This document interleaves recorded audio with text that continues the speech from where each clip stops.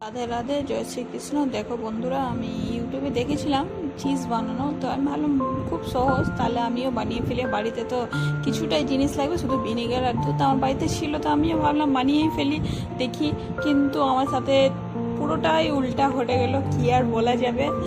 খুব দুঃখিত হলাম, কিন্তু আর বানিয়ে ফেলতে পারলাম না। কি করব, ভাবলাম এই ছানাটাই যদি খেয়ে নিতাম বা ছানাটা পনির করে ফেলতাম, তাও কাজে দিত। চিজ বানাতে গিয়ে গিয়ে গোল্লা হয়ে থেকে গেলাম। এরকমটা আমার সাথে কোনোদিন ঘটেনি, ফার্স্ট টাইম ঘটলো।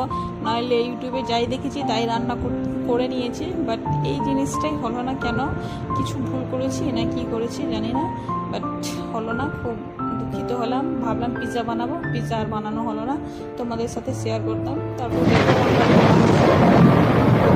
কি কেটেছি জানি না, রাক্ষস তো তাকে ট্রিটমেন্ট করছে। খুব কষ্ট লাগছে আমার।